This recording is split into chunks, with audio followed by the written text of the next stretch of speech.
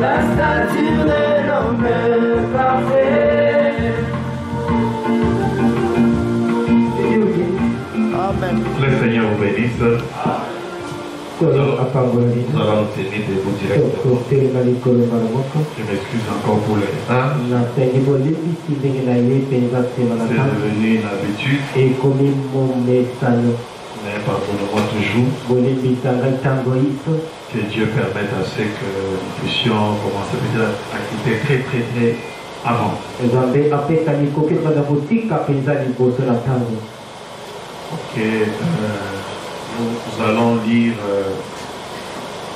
le passage de Matthieu 19, 1 à 9. Lorsque Jésus eut achevé ses discours, il quitta la Galilée et alla dans les territoires de la Judée, au-delà du Jourdain. Une grande foule les suivit. Et là, il guérit les malades. Les pharisiens l'abordèrent et dirent, pour l'éprouver, est-il permis à un homme de répudier sa femme pour un motif quelconque? Il répondit, n'avez-vous pas lu que le Créateur, au commencement, fit l'homme et la femme, et qu'il dit c'est pourquoi l'homme quittera son père et sa mère,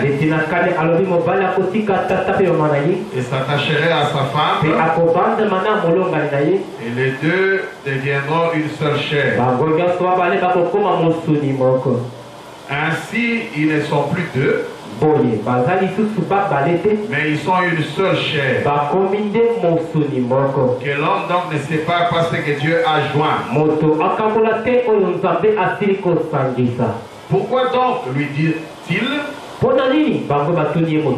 Moïse a-t-il prescrit de donner à la femme une lettre de divorce et de la répudier? Il leur répondit, c'est à cause de leur dureté de cœur. Oui, à cause de la dureté de votre cœur que Moïse vous a permis de répudier vos femmes. Au commencement, il n'en était pas ainsi. Mais je vous dis que celui qui répudie sa femme, sauf pour infidélité, et qui en épouse une autre, commet un adultère. Que le Seigneur bénisse sa parole. Notre sujet, petit sujet aujourd'hui, ce sont les trois alliances. Comme nous venons de les lire, il y a une question qui est posée au Seigneur. Et cette question, Branham dit, le Seigneur dit, c'est une question de première importance.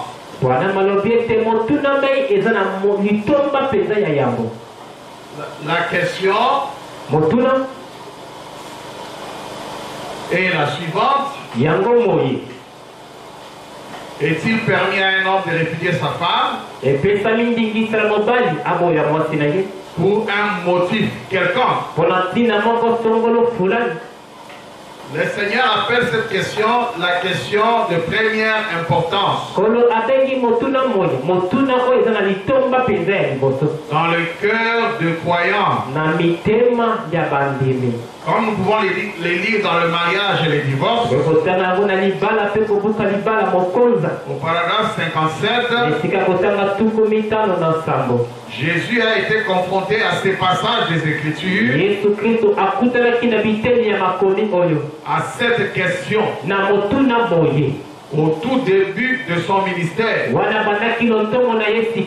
Moïse y a aussi été confronté au tout début de son ministère.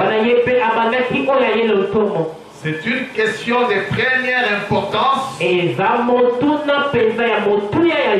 dans le cœur des croyants. Quand il y a les croyants, ils aiment vraiment qu'on parle du mariage. Une question de première importance capitale. Et William Branham dit, il reformule la question. Paragraphe 63. Dans le mariage et le divorce.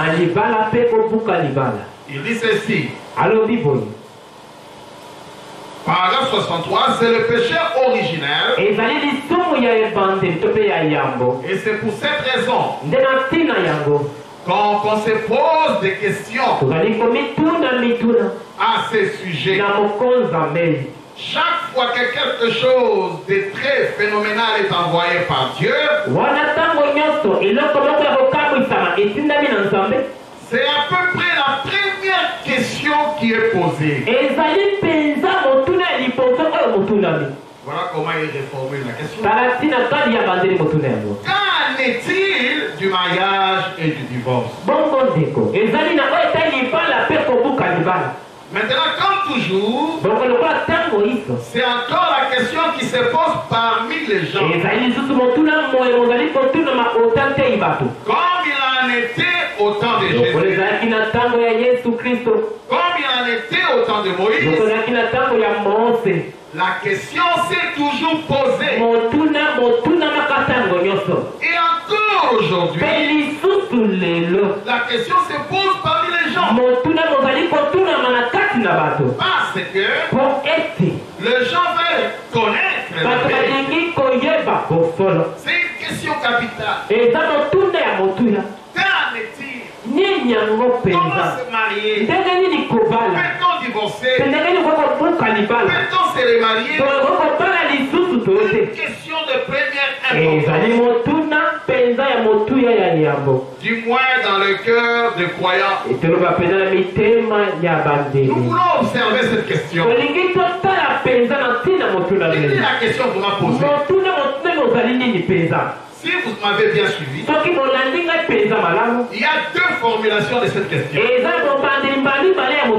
La première formulation, nous l'avons eu dans la Bible. La deuxième formulation, c'est dans cette écriture. Il y a deux formulations. Si vous avez bien suivi dans Matthieu 19, 1 à 9. Regardez comment la question est formulée. Est-il permis à un homme de répudier sa femme pour un motif quelconque? Ici, vraiment l'accent est placé sur répudier.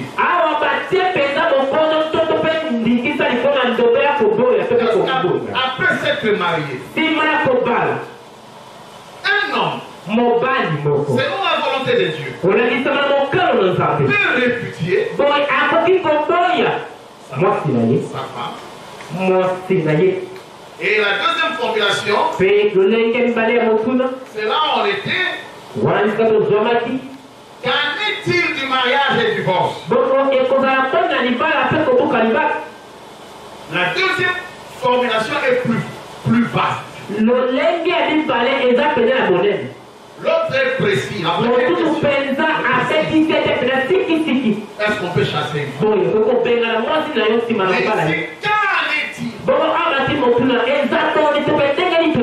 Donc là on va très loin. C'est vraiment sans globe. Qu'en est-il du mariage? Comment on va se comporter? Et le Seigneur Branham dit, il y a deux écoles. Du moins pour la première formulation de la question. Il y a deux écoles de pensée. Cette question de Doit-on, peut-on, et comment répudier une femme?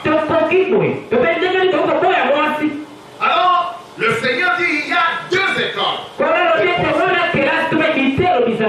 Il y a une pensée et une école qui dit une chose, une autre qui dit autre chose. La question, est-il permis à un homme de répudier sa femme? Pour être plus précis, vous qui êtes marié, est-ce qu'il vous est permis de répudier votre femme? Vous voyez que ici, on parle du divorce. Est-ce que vous pouvez divorcer?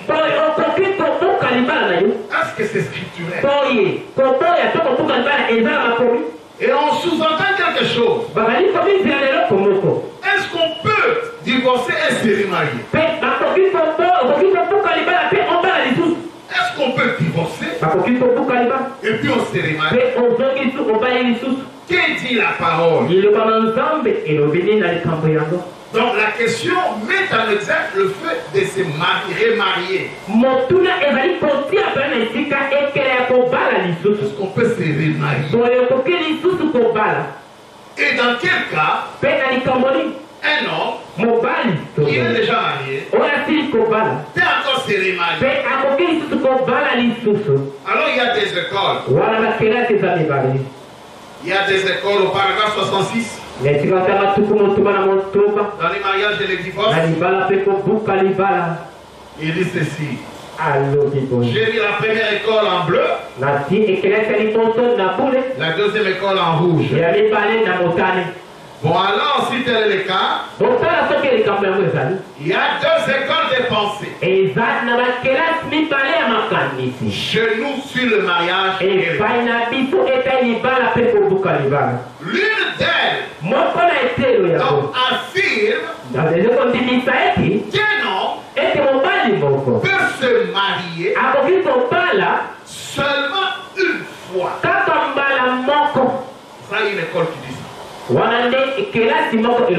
homme peut se remarier ou peut se marier seulement une fois, à moins que l'exception, à moins que sa femme ne soit morte. Ça, c'est la première école. Il faut expliciter cette première école.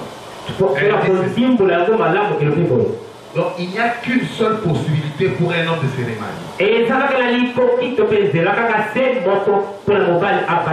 C'est si sa femme meurt. Est-ce que vous êtes avec moi? C'est ça. C'est ça la première école. Une seule. En lisant, en continuant. Et ça, c'est une des questions. Mais si on se conforme à ça,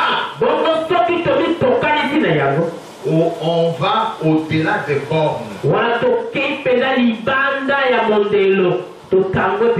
Si quelqu'un applique qu'un homme ne peut se marier qu'une seule fois,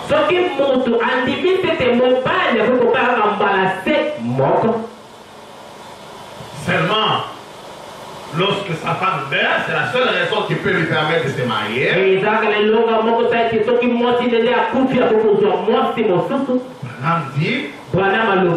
C'est aller à côté. Prenons la deuxième école. Et l'autre, elle affirme, oh, si la femme ou les maris, n'importe lequel des deux, a commis un adultère, n'importe lequel des deux peut être répudié marier et se remarier. Branham ajoute, vous vous retrouvez au-delà des bornes avec ça. Les deux écoles sont fausses. Maintenant, il faut bien saisir ces deux écoles. Si vous remarquez, dans ces écoles, on ne parle pas de la polygamie. On parle de la possibilité de se remarier. Suivez très bien. Les deux écoles, leurs pensées sont là.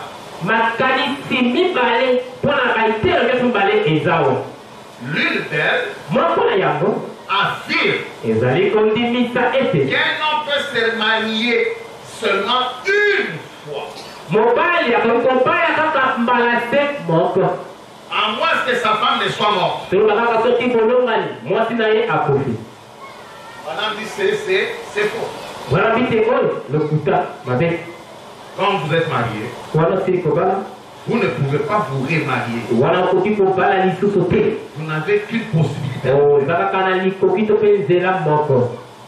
Seulement lorsque votre femme meurt. C'est ça la première école. Tel que vous êtes là, vous ne pouvez pas, même si quoi que ce soit arrive, il n'y a que la mort de la femme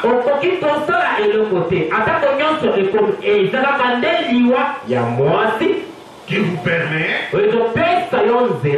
de vous remarier. La deuxième école dit non. Quand un homme commet l'adultère, la femme peut le refuser et se remarier. Et l'homme aussi, quand la femme commet l'adultère,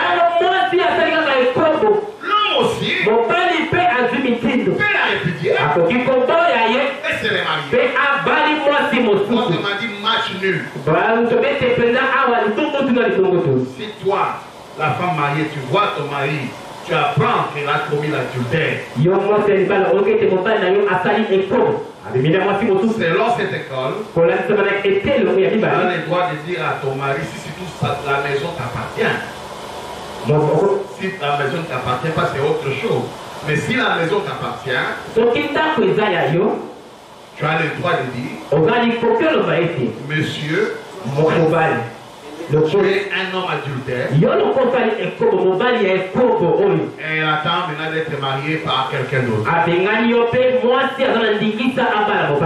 Ou le contraire, l'homme regarde, il apprend que sa femme s'est mal conduite. Il a aussi le droit. Il dit, je vais me remarier. Branham dit, c'est aussi faux. Alors où est la bonne réponse? On dit une école va à l'est, mais une autre va à l'ouest. Quelle est la bonne réponse? Une école va à l'est et que l'autre est parti à l'ouest. Sur cette question, il faut revenir à la vérité pour voir ce qu'il en est. Maintenant, William Branham dit, pour avoir la bonne réponse, il faut que cette réponse, comme la question est biblique, la réponse doit être biblique. On doit retrouver la bonne réponse dans la Bible. Comme c'est une question biblique, la réponse doit être biblique.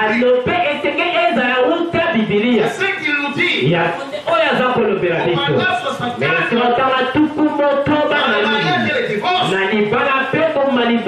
dit de la manière claire. En bas là, il s'agit d'une question biblique, la réponse devait être biblique. Donc nous ne devons pas aller dans les dictionnaires pour chercher la réponse. Nous ne devons pas chercher les indicateurs de la vie pour chercher la réponse. Selon Branham, la Bible doit nous donner la réponse. La réponse à cette question de première importance. Parce que les gens se marient, comment est-ce qu'ils peuvent divorcer? Maintenant, la Bible va nous donner la vraie réponse. La Bible a la vraie réponse.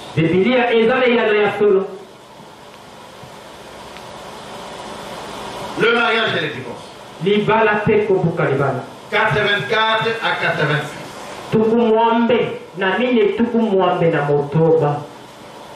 Jésus dans notre texte nous invite à nous reporter au commencement pour obtenir la vraie réponse biblique. Pour avoir la vraie réponse, vous devez retourner au. Et or, quand il a été confronté à ceci, il y avait deux points à considérer. Le sacrificateur lui a dit: un saint homme peut répudier sa femme, en marier une autre pour un motif quelconque. Et Jésus a dit: au commencement, il n'en était pas ainsi. La réponse est déjà là. Au commencement. La vraie réponse est où? Au commencement, votre question la même. N'a même pas de sens. Au commencement, il n'en était pas ainsi. Ensuite, il leur dit: Moïse nous a permis la lettre de divorce et de la répudier pour n'importe quel motif. Il me désobéit. Elle me désobéit à tout.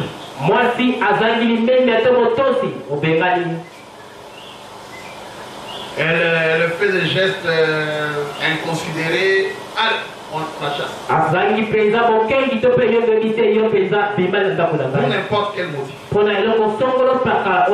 Moïse, c'était pour n'importe quel motif. Et il a dit: ça, Moïse l'a fait à cause. Je fais une pause là pour souligner. À cause de la dureté de votre cœur. Mais dès ou au commencement, il n'en était pas ainsi. La question. Vous voyez, la vraie réponse, c'est quoi? Elle est biblique. On doit chercher le commencement. Comment les choses s'est passées au commencement. La vraie réponse à ces questions,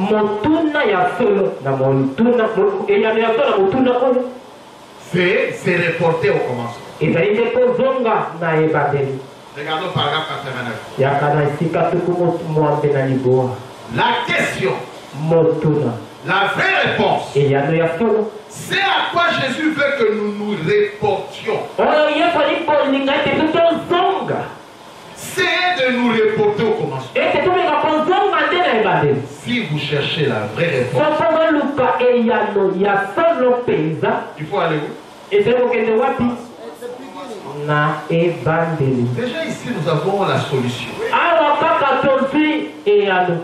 La vraie réponse est où? Au commencement. Il dit, donc ça serait dans la Genèse. Parce que le mot Genèse, c'est le chapitre de sémence. Pour toutes les questions qu'il y a dans la Bible. Et il faut toujours se reporter à la sémence. Voir quelle sorte de sémence il y a dans les champs. Pour voir ce que vous aurez comme récolte. Au commencement, c'est ça la sémence. La Genèse. La récolte, c'est Apocalypse. Ce qu'on sait, c'est ce qu'on doit récolter. Je n'ai jamais vu on sème l'orange. On va récolter les haricots. Le commencement, c'est la vraie réponse. C'est ce qui a été sémé. Pour qu'on récolte quoi? Le commencement à la fin. C'est ça le retour au commencement. Donc l'Apocalypse, c'est la récolte de la Genèse. Le temps de la fin, c'est la récolte du commencement. La vraie réponse, déjà là on a la vraie réponse. Réportez-vous pas au milieu du temps. Non, pas au milieu du temps. Il faut rentrer au commencement. Et lorsque vous voyez la sémence du commencement, alors vous pouvez vous rendre compte si c'est la même sémence. Si à la fin, ce n'est pas la répétition du commencement. C'est une fausseté. On ne peut pas enterrer les oranges pour récolter les pamplemousses. Genèse, c'est la sémence. Il dit reportez-vous au commencement. Regardez ce qu'il y a au commencement. Vous savez la définition du terme reporter signifie quoi? J'ai essayé d'étudier ça. C'est se remettre. C'est ramener à l'endroit initial. C'est référer. Je voulais leur dire, pour votre question, voici la vraie référence. Prenez la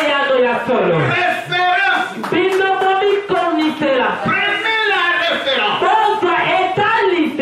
Référez-vous au commencement. Autrement dit,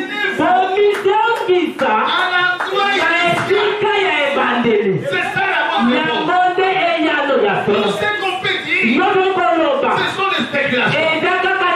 Ce sont des raisonnements. Ce sont des conseils. Mais la vraie réponse, reportez-vous. Ramenez-vous à l'endroit initial. Amen. C'est ça la vraie réponse. Rentrer au commencement. Écoutez ce qu'il est dit autrement au paragraphe 187. Le mariage est divorce. Maintenant, j'ai été obligé de me limiter aux grandes lignes. Pour beaucoup de points. Alors j'espère que vous comprenez ce qu'il en est. Et quant à vous, les gens qui écouteront la bande, j'espère que vous comprendrez. Retournez en arrière. Tout simplement. C'est simplement pour montrer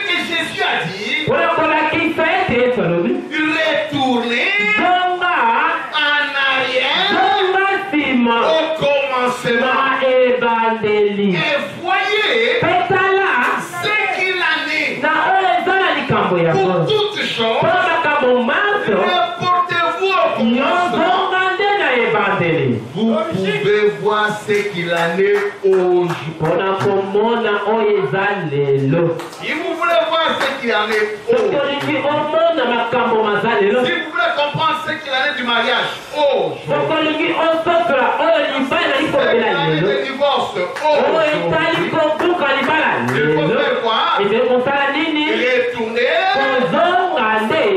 Na ebandeli. Quand je dis à ce niveau, on a déjà la réponse. Na bosanda oyo eyano yangwana. On n'a que la démarche maintenant, c'est seulement étudier le commencement. Le commencement, c'était bien. C'est tout. Lorsqu'on a la réponse du commencement, regardez, vous pouvez voir ce qu'il en est quoi.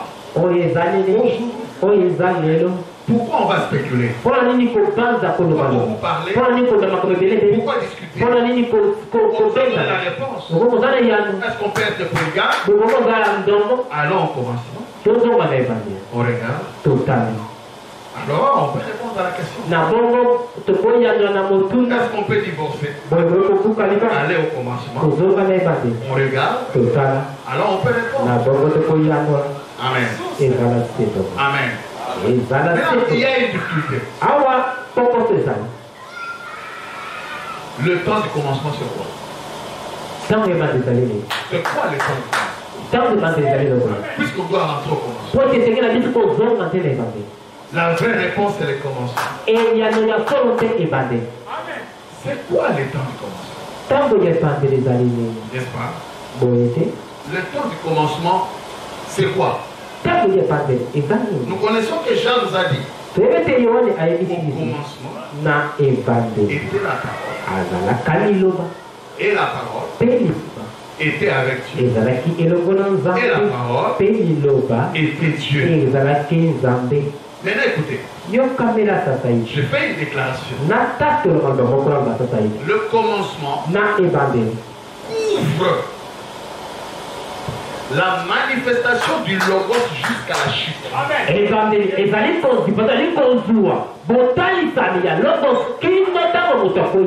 allons être un peu trop scripturaires.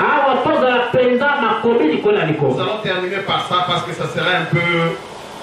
Et peut-être on va continuer le dimanche par ça. Le commencement, c'est depuis l'arrivée du logos jusqu'à la chute. Cette période-là, ça s'appelle le commencement. C'est là où on va chercher la réponse. On regarde le logos. Il y avait combien? On regarde Adam. Il y avait combien d'hommes? Il y avait combien de femmes? On continue jusqu'avant la chute. On voit qu'il y avait le divorce. Parce qu'il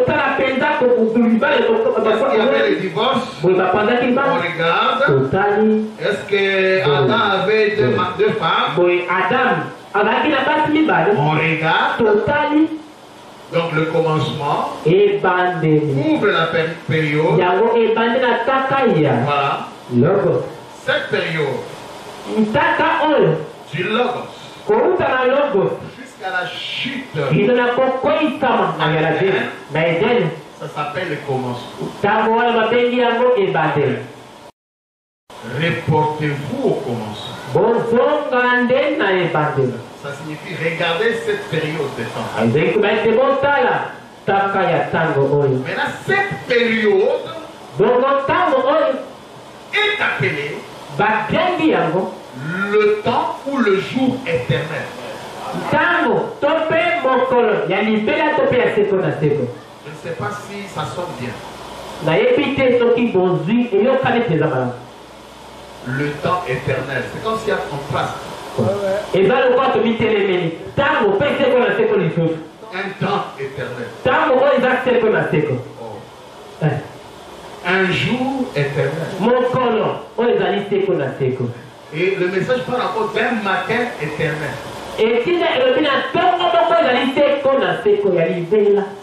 Cette période ici C'était le temps. Mais un temps qui était censé être éternel. Si la chute ne venait pas, ce temps ici devait être éternel. Parce qu'Adam devait vivre éternellement. Un temps éternel. C'est compliqué un peu. Mais disons quelques écritures. La demeure future. 230. Remarquez. C'est le 8e jour que Jésus est ressuscité. Pour notre justification. Le roi éternel. Avec le royaume éternel. Dans lequel être baptisé pour la vie éternelle. Pas 7 jours. Ça n'avait rien à voir avec aucun des jours. Il s'agit de quelque chose d'autre. D'éternel qui vient.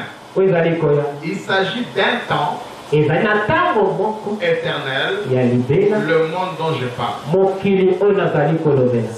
J'attire votre attention à cette contraste. Un temps éternel. D'abord on dit c'est le temps, mais un temps qui est éternel.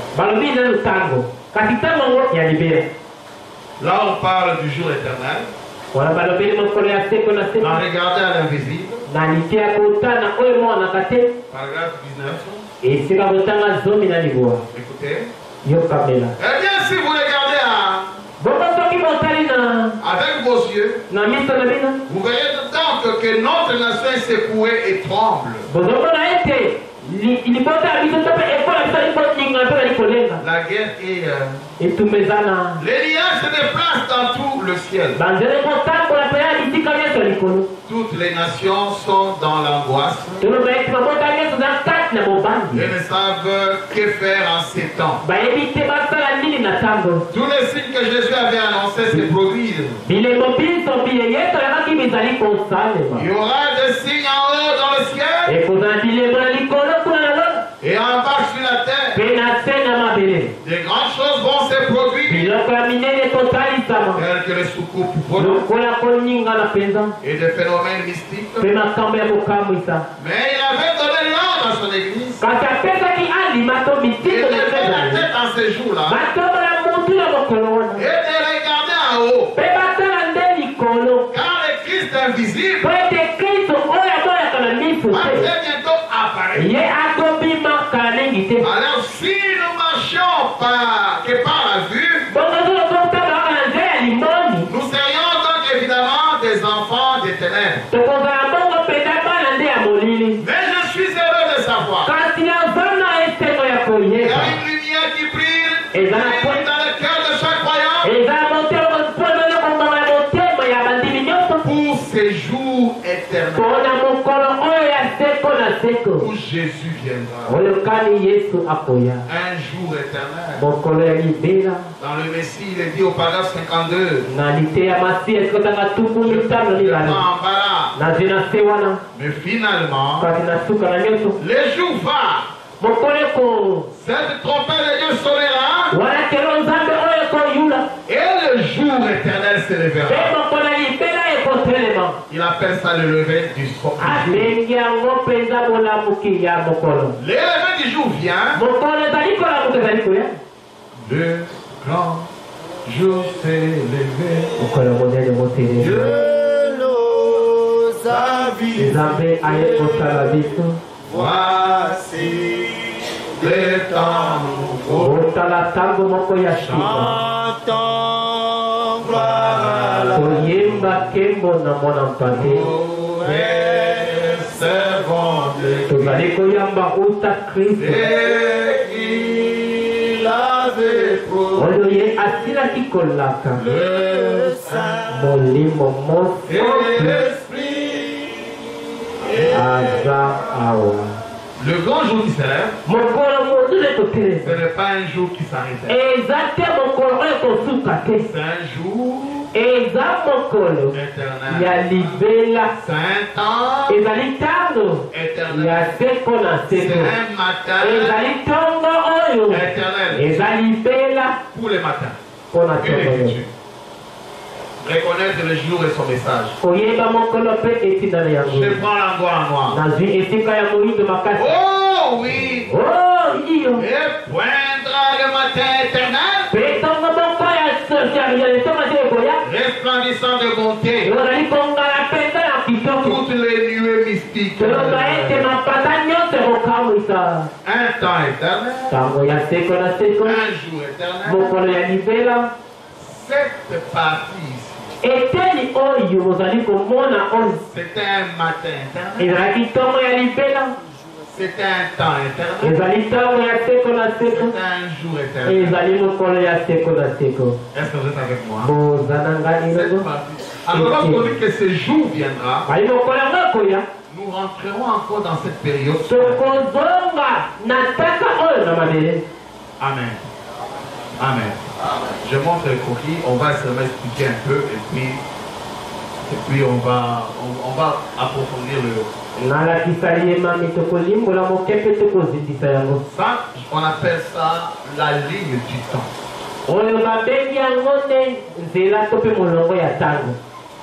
Regardez.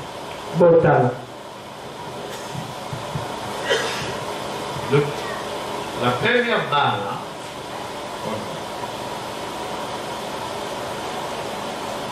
C'est le commencement. Ici, c'est avant le commencement. Elohim. La ligne rouge, c'est l'éternité. L'éternité n'a pas de fin. Ça commence là. Vous voyez la ligne rouge? Du début.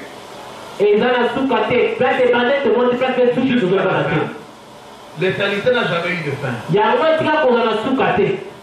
Vous êtes avec moi? Alors, le commencement était la parole. C'est à l'arrivée du Logos. Quand le Logos arrive, nous sommes à Jean 1:1. Alors quand le Logos arrive, il y a un temps qui commence, vous voyez la ligne en bleu, lié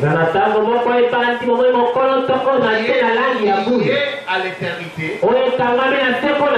C'est ce qu'on appelle les temps éternels. J'aimerais que vous puissiez suivre très bien. Avant, il n'y avait qu'Elohim lui-même, la ligne rouge seule. Elohim est sorti le Logos qui est comme fils. Il vient avec le temps. Alors c'est le bleu. C'est ici où Adam vivait. C'est un temps éternel. C'est un matin éternel. C'est un jour éternel. Et c'est ça le commencement. C'est de ça que Jésus parlait. Au commencement, il n'en était pas. Maintenant, quand il y a eu chute, ce temps éternel de l'homme a eu une dépravation. Vous allez voir qu'il y a une courbure. En noir. William Branham appelle ça un machin. Il appelle ça une dépression. Donc ce temps ici a été perverti. Le temps éternel en bleu a été perverti. C'est tombé en bas. C'est devenu noir. Alors, tout le temps maintenant de l'humanité, cette période est appelée le temps du péché. Temps de la dépravation. Maintenant, à un certain moment de l'éternité, C'est pour verser le sang. Mais c'était toujours dans l'Éden de Satan. Dans le temps noir, dans les ténèbres, un temps de confusion. Mais à l'ouverture de sceau, Dieu ramène son peuple dans cette ligne bleue. Il y a une montée encore. Et nous sommes entrés dans l'état éternel.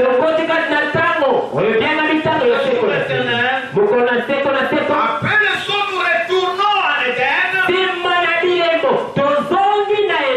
Après le saut, nous retournons exactement au temps ici. Écoutez, nous ne retournerons jamais à ce temps ici. Dieu ne voulait pas rester seul. C'est comme un homme lorsqu'il met au monde les enfants. Tu ne feras pas que les enfants rentrent dans le terrain encore. Tu vas créer le monde pour qu'on vive éternellement ici. On a été créé pour vivre éternellement sur la terre.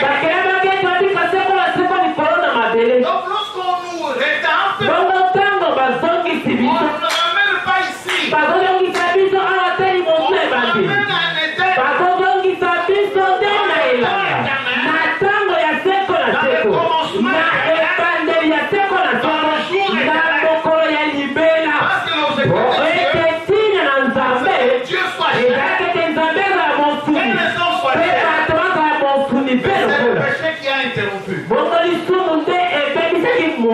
Alors le dimanche, on va donner les écritures de ces croquis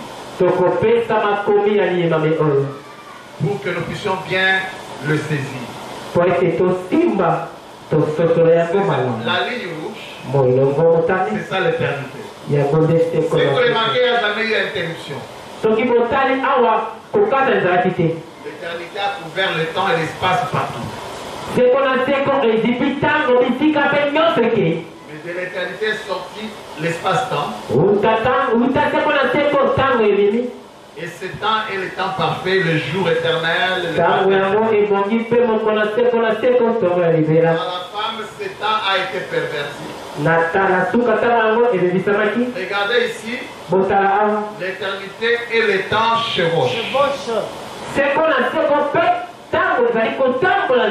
La ligne rouge et la ligne bleue sont ensemble. Adam, en marchant dans le temps, il était éternel. Est-ce que vous êtes avec moi? En marchant là, il était éternel. Quand il a perdu les titres de propriété, il y a eu des machins. Un temps de péché. Regardez, c'est sur cette ligne qu'il y a même l'enfer.